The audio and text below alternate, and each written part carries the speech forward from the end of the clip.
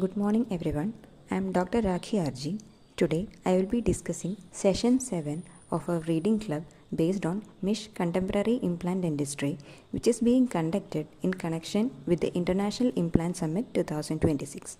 We will begin with chapter 34, Atraumatic tooth extraction and socket grafting. In understanding the healing process of the extraction side, the terminology is often misrepresented. Box 34.1 Bone Healing Definitions. The process of bone repair occurs when there is injury or conditions of the bone that cause incomplete bone volume to form in the residual ridge. The most common conditions that cause bone repair are the absence of a labial plate before or as a consequence of tooth extraction. Other factors include a bony wall that is less than 1.5 mm thick, exudate, gross apical pathology, or excessive heat from a dental drill during root extraction. The tooth socket with 5 bony walls, that is mesial, distal, buccal, lingual, and apical, will heal by bone regeneration. The process of bone regeneration heals by secondary intention, and bone healing in many aspects is similar to secondary intention soft tissue healing. The healing sequence in both hard and soft tissue includes inflammation, epithelialization, fibroplasia, and remodeling. However, socket healing presents unique microvascular features and a sequential pattern of bone formation before remodeling. Numerous authors in the literature have proposed the healing sequence and various stages of bone regeneration after a tooth is extracted with a healthy surrounding alveolus. Stage 1 Granulation stage. After a tooth is extracted, an initial clot forms within the socket which consists of a coagulum of red and white blood cells. At approximately the third day, the coagulum is slowly replaced by highly vascular granulation tissue. The blood clot begins to shrink and capillaries form sinusoids and granulation tissue starting from the socket apex and spreading laterally and crustally along the socket walls. Granulation tissue replaces the clot over a 4 to 5 day period. Stage 2 Initial angiogenic stage. The initial angiogenic stage starts approximately a week after extraction. This stage develops from the broken ends of blood vessels in the residual periodontal ligament covering the cribriform plate. Blood plasma leaks from the broken vessels and immature fibroblasts aggregate at the plasma-rich regions. Fibroplasia begins early in the sequence during the first week as a result of the ingrowth of capillaries and fibroblasts. White blood cells kill bacteria and begin to dissolve foreign bodies and bone fragments. With few exceptions, the angiogenesis begins at the bottom of the socket because this area is not severely injured during the extraction and has a greater source of blood vessels. Stage 3 Early bone formation stage. This stage starts approximately 3 to 4 weeks after extraction. The granulation tissue gradually is replaced by connective tissue. The capillary activity begins the early phases of trabecular development. This capillary activity is initiated at the socket apex, and trabeculae of woven bone growth will occur following the formation of blood vessels. During this stage, the cortical bone of the crustal area of the socket will start to resorb along with the interseptal regions and the thinner facial plate. Stage 4 Bone growth stage. The bone growth stage starts at approximately 4 to 6 weeks after the extraction. This period demonstrates the greatest sinusoid formation activity. The forming trabeculae of woven bone first start from the bottom of the socket after the meshwork of newly formed anastomosing sinusoidal capillaries. Bone formation is more rapid at this point, creating a three-dimensional lattice pattern of woven bone. New bone trabeculae form on the walls and approximately 2/3 of the socket is filled at 4 to 5 weeks. At this stage, the center of the socket is primarily composed of woven bone. The more organized lamellar bone starts to form from the lining of the socket, moving towards the center. At approximately 6 weeks, bone trabeculae almost completely fill the socket. Stage 5 Bone reorganization stage.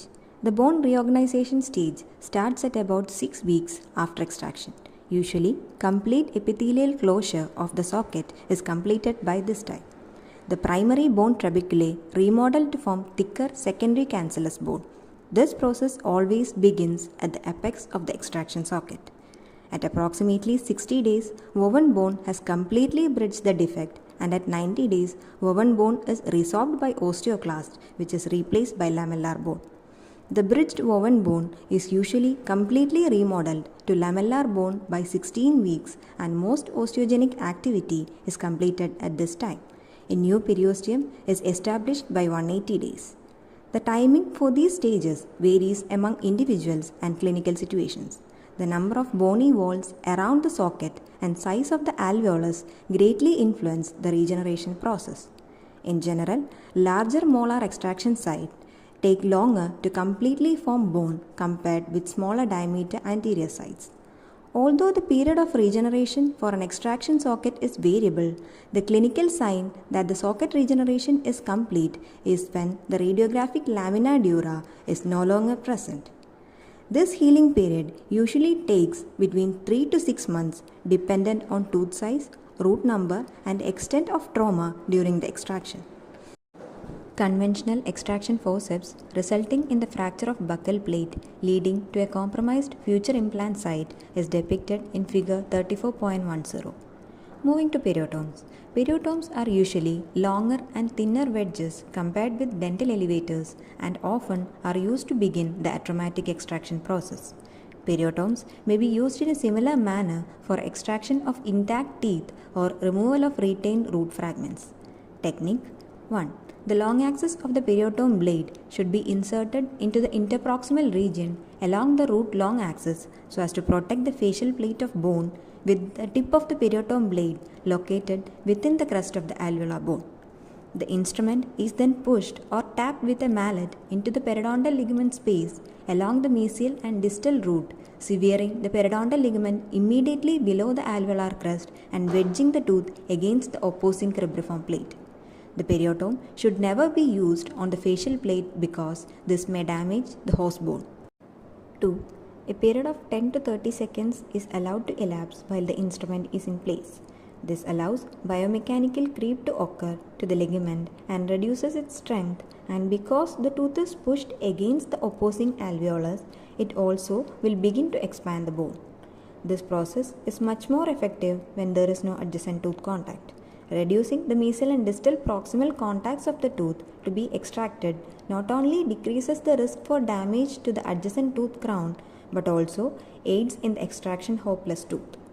3. The periotome is then pushed farther down into the periodontal ligament space toward the root apex, often using a mallet and light tapping force. This process continues along the crestal third of the tooth. At the completion of this step, the tooth is often slightly mobile. Once the periotome is used as a moving wedge, it may then be converted to a lever. The blade of the periotome is often 3 to 4 mm wide. When the handle is rotated, one side of the periotome is applied to the tooth root, the other side to the cribriform plate, and the width of the wedge is now the length of a lever, which magnifies the rotation force. The rotation of the periotome handle increases both tooth mobility and the force against the opposite cortical plate to further expand it within physiological limits. 5. A single-rooted tooth is most often tapered. As the periotome is tapped further apically toward the cribriform plate, it is slightly rotated. Because the socket is tapered, the lateral force on one side of the tooth is converted to a coronal direction force on the other side, and the root is pushed out of the socket. As a result, the periotome may now be pushed farther apical toward the root apex. When time elapses between each force application, the tooth may even slide up and completely out of the socket. Additional time and elevation may be required if significant tooth mobility is not achieved.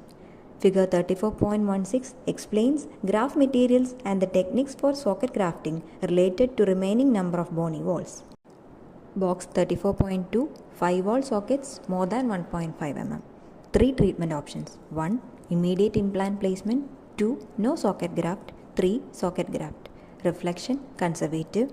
Allograft, corticocancellous mineralized allograft or 70% mineralized or 30% demineralized allograft. Membrane, regular collagen. Closure, primary closure is unachievable. Suture, crisscross suture. Immediate implant, fair to good candidate. Prosthesis, usually an FP1 fixed prosthesis. Box 34.3, 4-wall bony socket. Refraction, conservative. Allograft, corticocancellous mineralized allograft or 70% mineralized or 30% demineralized allograft. Membrane, extended collagen or cytoplast. Closure, primary closure is usually unachievable. Suture, crisscross suture. Immediate implant, poor to fair candidate. Prosthesis, most likely a FP2 or FP3 prosthesis. Moving on to chapter 35, bone substitutes and membranes. To understand bone remodeling, you need to know about 3 cell types found in bone. Osteoclasts are bone resorbing cells. Clast means to break. Osteoclasts break down bone. They are large multinucleate cells that form through the fusion of precursor cells. Unlike osteoblasts, which are related to fibroblasts and other connective tissue cells, osteoclasts are descended from stem cells in the bone marrow that also give rise to monocytes. One essential feature is the ingrowth of vascular tissue. This is an essential feature of remodeling in that the new vessels will carry cells and nutrients. Osteoblasts are bone-forming cells. They are connective tissue cells found at the surface of bone. They can be stimulated to proliferate and differentiate as osteocytes. They are recruited to the area and form the lining of the newly created tunnel. Osteocytes are mature bone cells. Osteocytes manufacture type 1 collagen and other substances that make up the bone extracellular matrix. Osteocytes will be found enclosed in bone. Osteoinduction is the process by which osteogenesis is induced. It is a phenomenon regularly seen in any type of bone healing process. Osteoinduction implies the recruitment of immature cells and the stimulation of these cells to develop into pre-osteoblast. In a bone healing situation such as fracture, the majority of bone healing is dependent on osteoinduction. Osteoconduction means that bone grows on a surface. Currently, osteogenesis can occur only with autograft. Examples are the use of rib grafts from chin, ascending ramus, ilium, tibia or outer table of the cranium, or from bone collected during extraction or other dental procedure. Osteogenesis occurs when vital osteoblasts originating from the bone graft material contribute to new bone growth along with bone growth generated via osteoinduction and osteoconduction. Osteoinduction has a rich research history and has been well studied. Osteoinductive materials will recruit the proper bone cells to a site and these cells will form bone. Osteoinduction can produce bone where bone is not normally found, that is in ectopic or heterotropic sites. In fact, the early tests for a material's osteoinductive potential were replacement of that material into the muscle pouch of an animal. An example of a test animal is the nude mouse. A nude mouse is a laboratory mouse from a strain with a genetic mutation that causes a deteriorated or absent thymus, resulting in an inhibited immune system because of a greatly reduced number of T cells. The phenotype of the mouse is a lack of body hair, which gives the nude nickname. The nude mouse is valuable to research because it can receive many different types of tissue graft as it mounts no rejection response. Therefore, if new bone forms in muscle pouch of a nude mouse, it provides evidence of the potential for osteoinductivity. Now, in vitro tests have been developed to assess potential osteoinductivity, although the in vivo animal assay is considered the gold standard. Osteoconduction is the formation of bone on a surface. All inert materials possess this characteristic. In bone regeneration, healthy bone must be present adjacent to the site where the graft is placed. Because bone will move from the healthy host site through the grafting material placed in the bone void, this is commonly referred to as creeping substitution. Figure 35.4 illustrates this phenomenon with a cancellous based product. Implants are medical devices intended to replace a missing body part, support a damaged part, or enhance the body in some way. Titanium dental implants are a good example. Some researchers consider allografts and xenografts to be implants because they are non-living. It is acceptable to call them either transplants or implants. Autograft or autotransplantation is the transplantation of functioning organs, tissues, or even particular proteins from one part of the body to another in the same person. Examples in implant dentistry are graft from ascending ramus, chin, or iliac crest. Allograft or homograft is the transplantation of cells, tissues, or organs to a recipient from a genetically non-identical donor of the same species. It can also be called an allogenic transplant. Related to this are isograft, a graft of tissue between two individuals who are genetically identical, that is, monozygotic twins.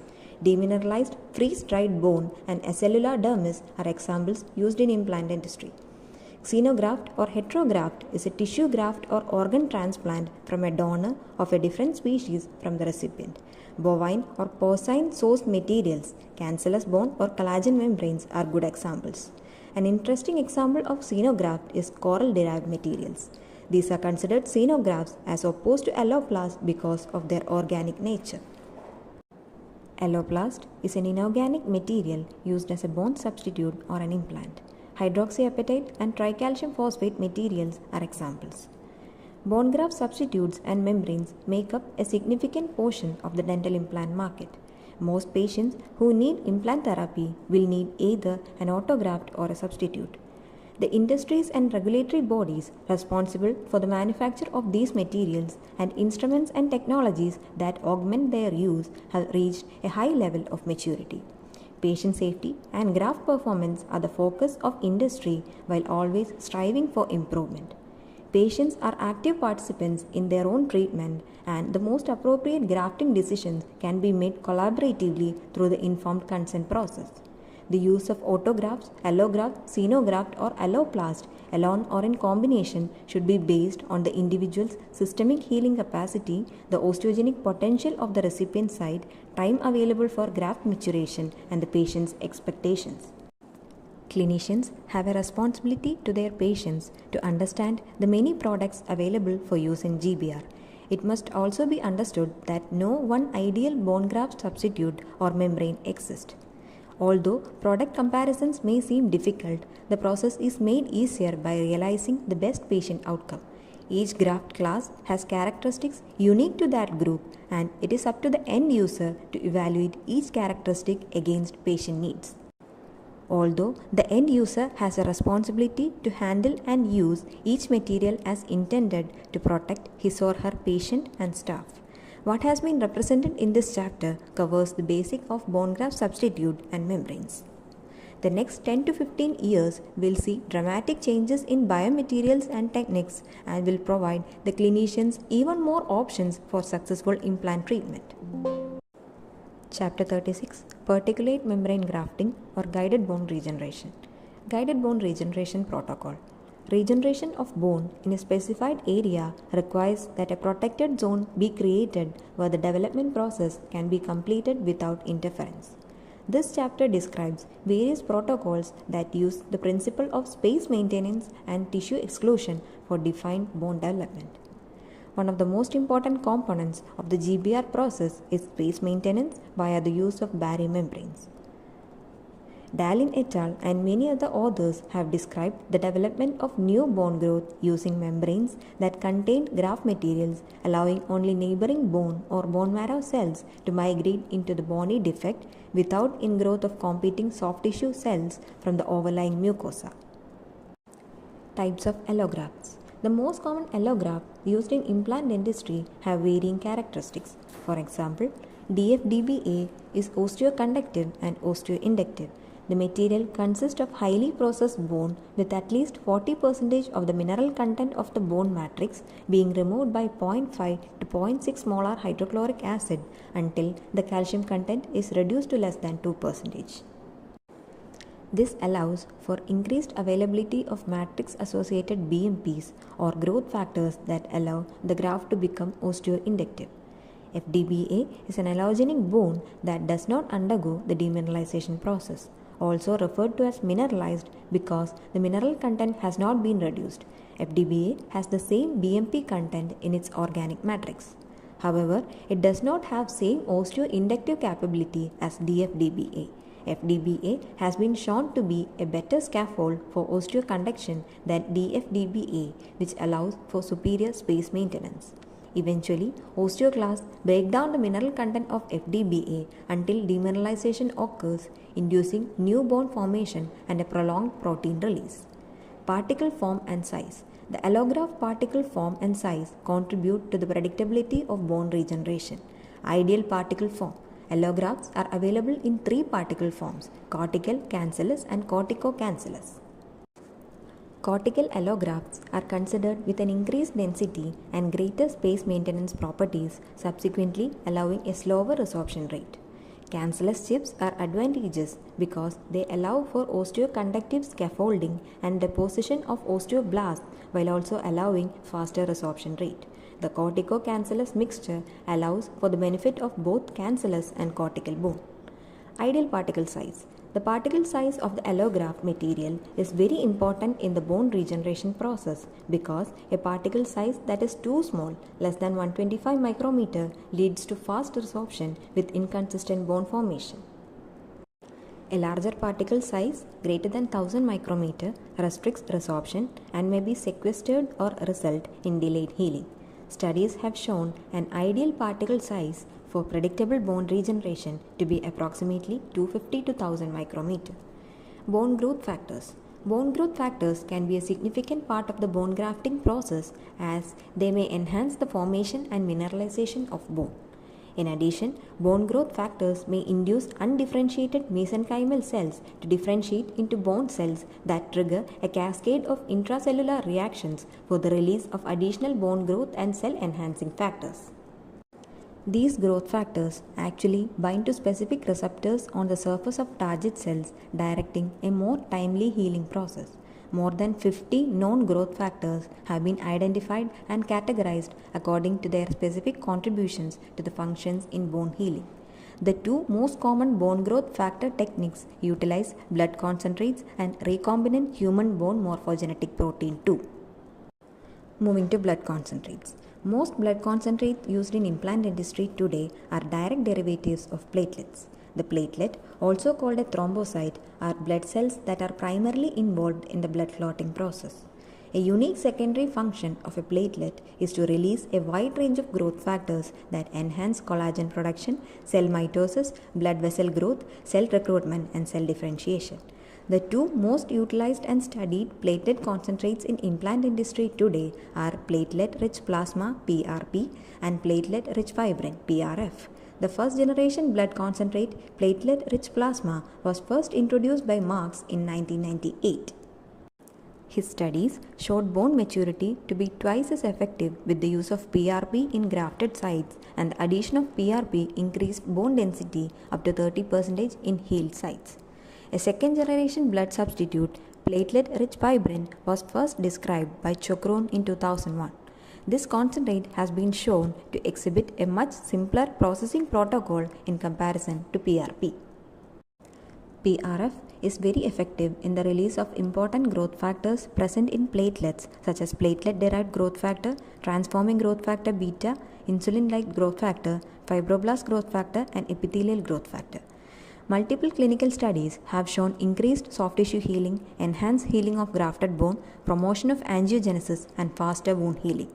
The internal organization makeup of platelet-rich fibrin is rather unique as it contains three adhesive molecules, fibrin, fibronectin, and vitronectin, that result in a highly elastic matricial mesh architecture. This complex three-dimensional structure allows for a longer release of growth factors. As the platelets degranulate, a sustained release of growth factors may range from a time period of 1 to 4 weeks. Box 36.9 explains the growth factors released by platelets. 1. Platelet-derived growth factor stimulates fibroblast mitogenesis and collagen synthesis. 2. Transforming growth factor beta enhances wound healing via endothelial angiogenesis. 3. Insulin-like growth factors enhances rate and quality of wound healing via bone matrix formation and cell replication. 4. Epithelial growth factor increases angiogenesis and epithelial mitogenesis. 5. Fibroblast growth factor increases angiogenesis, epithelialization, and fibroblasts. 6. Vascular endothelial growth factor increases endothelial growth factor and angiogenesis. Box 36.11 enumerates the factors that affect the healing time of particulate grafts. 1. Remaining number of bony walls. 2. Use or exclusion of autogenous bone. 3. Type of allograft material. 4. Particle size of allograft material. 5. Amount of blood supply at graft site. 6. Use of bone growth factors. 7. Presence of systemic diseases. 8. Lifestyle issues. 9. Postoperative complications. This comes to the end of this session. Thank you.